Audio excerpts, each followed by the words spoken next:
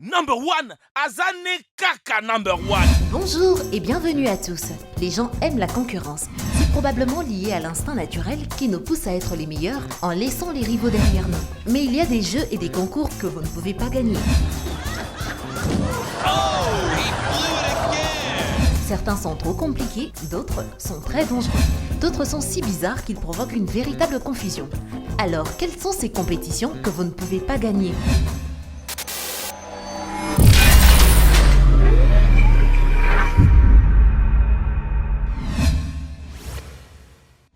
Et surtout, n'oubliez pas d'aimer et de vous abonner pour ne rater aucune de nos vidéos.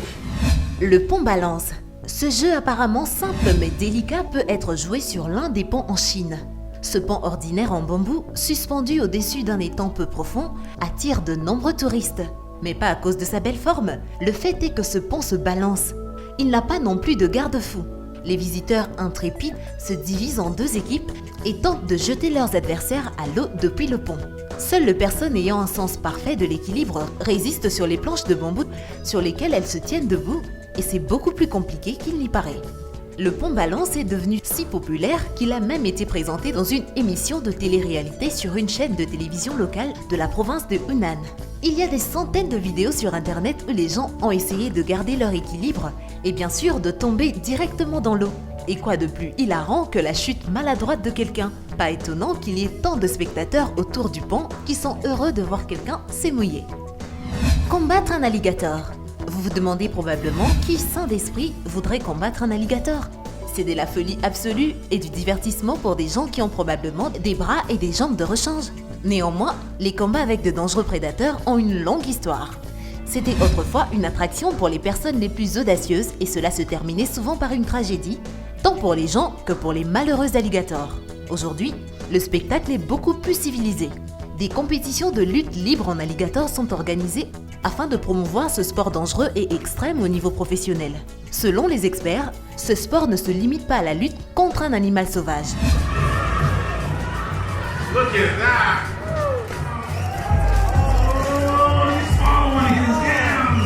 Les fondateurs de ce curieux concours de lutte, Ian Tyson, David Weiser, James et Clinton Holt, ont plus de 50 ans d'expérience de travail avec les alligators et ils savent exactement à quoi s'attendre de ces prédateurs.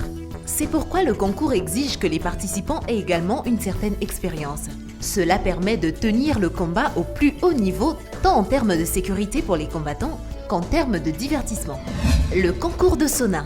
Franchement, de tous les concours que nous avons préparés pour aujourd'hui, celui-ci est probablement le plus bizarre et l'un des plus dangereux à la fois. Le championnat de sauna est une sorte de compétition qui exige que le participant reste dans un sauna bien chauffé le plus longtemps possible. Cela ne peut pas bien se terminer. La compétition annuelle d'endurance sous des températures extrêmes a eu lieu en Finlande de 1999 à 2010. La température dans la salle de vapeur varie de 100 à 110 degrés Celsius pour les hommes et de 90 à 100 degrés pour les femmes. Un demi-litre d'eau était versé sur la poêle toutes les 30 secondes. Les participants n'avaient pas le droit de se toucher, de tourner la tête, d'essuyer leur visage ou de baisser la tête sous les épaules. À la demande des juges, les participants devaient montrer qu'ils étaient toujours conscients et sains d'esprit, ce qui est assez difficile quand on reste longtemps dans une salle aussi chaude. Seuls les adultes sobres, examinés par un médecin, étaient admis au concours et, de plus, il y avait toujours un médecin de garde à proximité.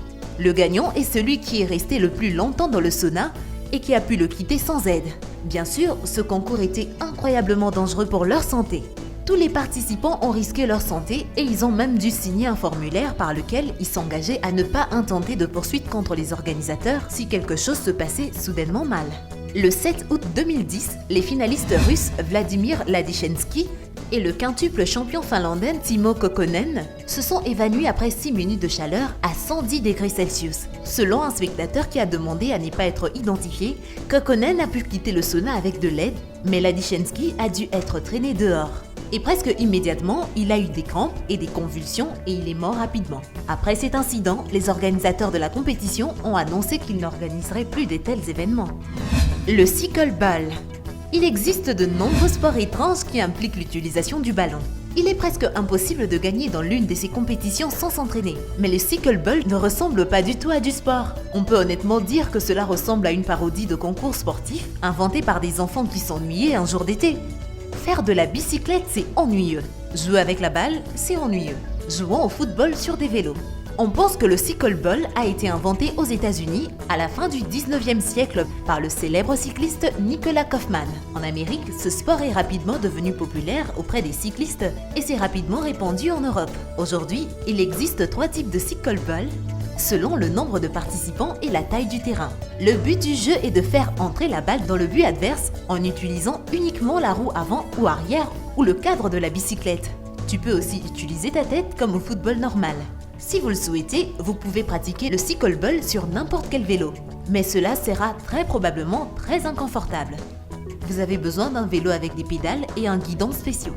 Cela facilitera grandement la tâche de marquer le but. Aujourd'hui, ce sport bizarre est populaire en Autriche, en Belgique, en République tchèque, au Danemark, en France, en Allemagne, au Japon, en Russie et en Suisse. Les frères Pospisil de Tchécoslovaquie ont été les joueurs de cycleball les plus performants de l'histoire. Ils ont remporté 20 fois un championnat du monde, de 1965 à 1988. La course au fromage. C'est peut-être la deuxième compétition la plus dangereuse sur notre liste pour aujourd'hui, après le championnat de sauna bien sûr.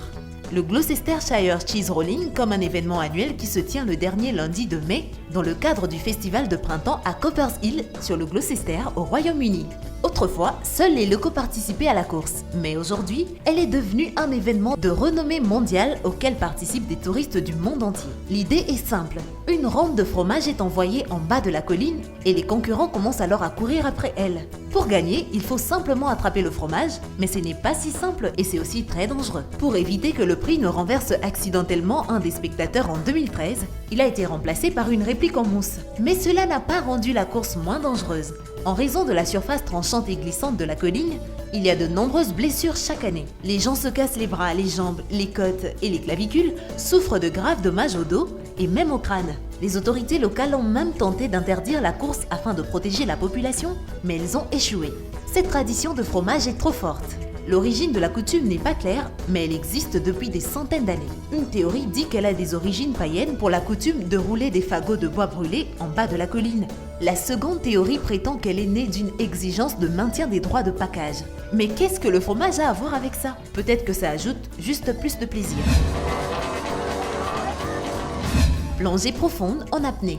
L'apnée est une plongée sous l'eau sans bouteille d'oxygène et c'est beaucoup plus difficile que de faire une plongée rapide pendant quelques secondes. Lors de la compétition verticale bleue qui a lieu chaque année aux Bahamas, les athlètes retiennent leur souffle et plongent à une profondeur de 100 mètres au moins. La profondeur totale du trou bleu du doyen est de 202 mètres. C'est le deuxième trou bleu le plus profond de la planète. Bien sûr, si vous plongez sans une réserve suffisante d'oxygène, vous pouvez être confronté à un grave danger. Le 17 novembre 2013, un plongeur libre américain, Nicolas Mavoli, est décédé après avoir tenté d'établir un autre record lors du concours vertical bleu. Il est devenu alors le premier athlète à mourir lors de compétitions internationales de plongeon libre. Vous pensez toujours que vous pouvez gagner ce jeu contre la nature?